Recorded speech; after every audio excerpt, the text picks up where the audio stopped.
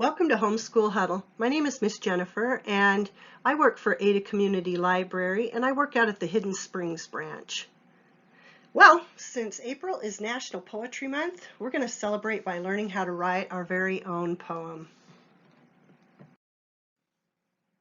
So what is poetry? Well, poetry is a type of literature or artistic writing that attempts to stir a reader's imagination or emotions. A poet is a person who writes poetry. Anybody can be a poet that writes a poem.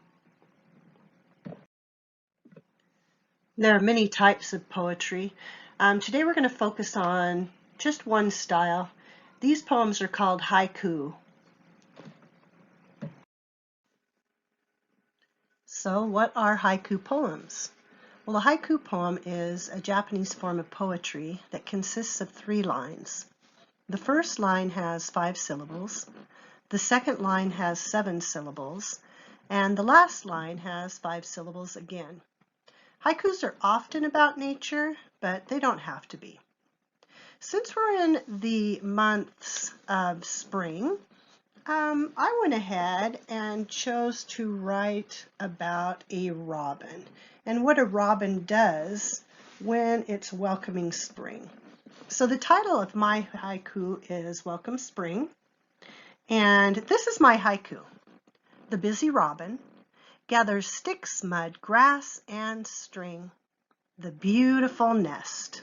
And then because I'm a poet now, I get to sign my name by Jennifer Huizinga.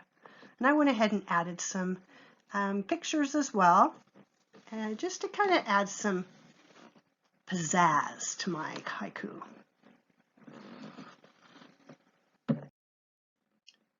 Now for the fun part. It's time to create your own haiku. Remember, the haiku has 3 lines. Line 1, 5 syllables. Line 2, 7 syllables.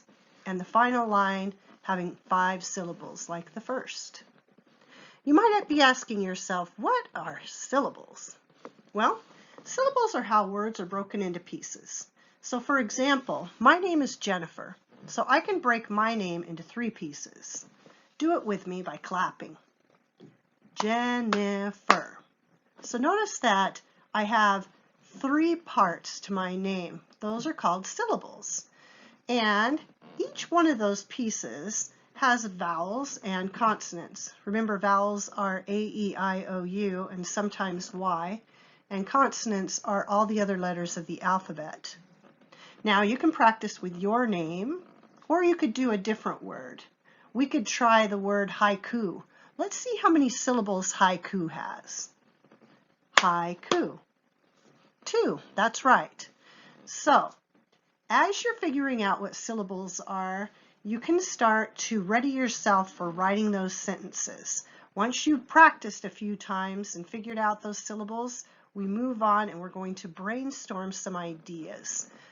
So in the writing process, we start with brainstorming. We think of all the different things that we would like to write about, giving ourselves some ideas for haiku. Remember that often they're about nature, so you could write about something in nature, or it could be something that you're really into. You could also do something about spring, or maybe some favorite animal that you have. You might also do something about a sport that you play, or that you like to watch, or something that you love. Brainstorming is really important. The reason you call it brainstorm is it's kind of like all these ideas falling out of your brain, like rain onto the paper. And once you pick your favorite one, then it'll be time for you to write your 3 lines. Once you've figured out your 3 lines, and they have the correct number of syllables, now you get to put down your title, whatever you think would be a great title for your haiku. Now the next part after brainstorming and then actually writing that haiku is to edit your work. The first thing you should do when you edit is just read through it to yourself and make sure, does this make sense? And then once you've done that, read it to someone else so they can enjoy what you've written and see if they have any suggestions. Have them check, do you have the correct number of syllables for each one of the lines? And then once that's all done, you can check your spelling. Now, I used to call those, when I taught school, your sloppy copy. This is the page that you're just writing all your ideas down, getting it all figured out. You can scribble out, you can erase it, however you want to do. Now it's time that you get to make your neat sheet. This is something where you can get a new piece of paper and use your very best handwriting and create your haiku with that. Or you could type it on the computer as well. Once you're finished there, you can illustrate, which means draw a picture to really add some pizzazz to your poem. When you finish your poem, you will be a poet. That is so exciting, especially during April, which again is National Poetry Month. I would love to read your haiku if you'd like to share it with me. So just email me your masterpiece. If you give me permission, I will let Lauren know, and we'll post those to our Hidden Springs Library newsletter. There's my email address, jhuizinga@adalib.org, which means adalib or adalibrary.org.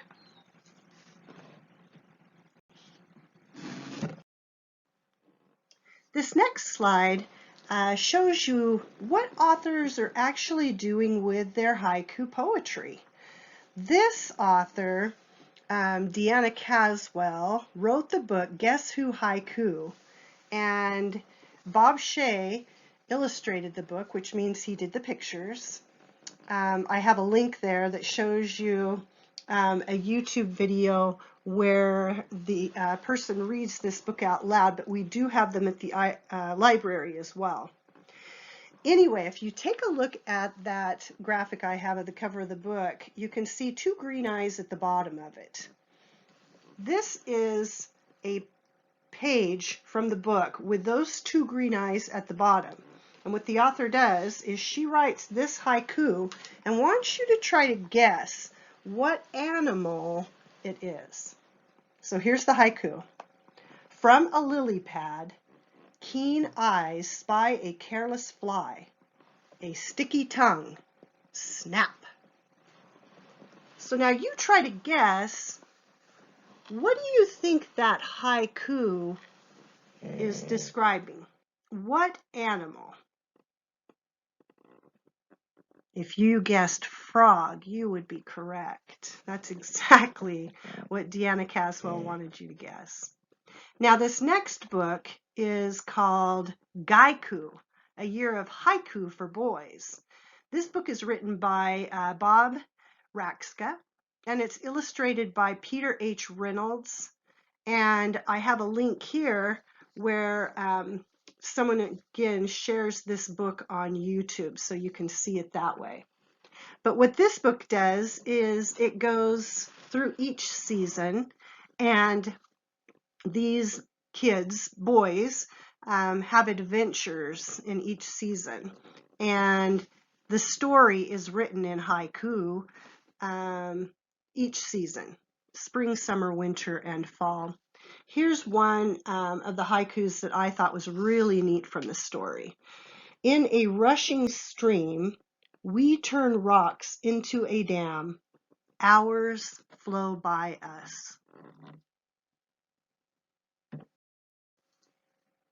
The last thing I'd like to share with you today are some sites that I found that give some great ideas on different forms of poetry, how to teach them, how to write different styles of poetry, and just some great resources about poetry itself. Thank you so much for attending Homeschool Huddle, and we hope that you attend again next week. Have a great day.